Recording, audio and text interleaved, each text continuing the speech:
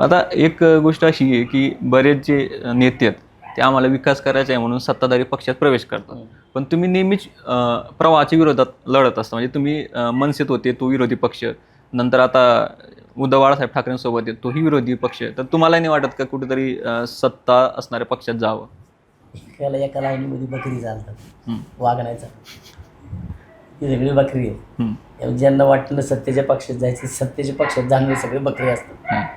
सत्ता आहे, विरोधात राहून काम करायचं, विरोधात राहून ताकद दाखवायची. मी विरोधी पक्षी नेता होतो, तरी सुद्धा मी ह्या कात्रजमध्ये कचऱ्यामध्ये ISO घेणारा देशातला पहिला नगरसेवक, महाराष्ट्रातला सगळ्यात उंच झेंडा पहिला बसवणारा नगरसेवक, पुणे महानगरपालिकेतली सगळ्यात मोठी शाळा करणारा मी नगरसेवक, 2 दवाखाने उभे करणारा मी नगरसेवक, 12 टनाच्या कचऱ्यापासून ते 50 टनाच्या कचऱ्यापर्यंत जाणारा मी नगरसेवक.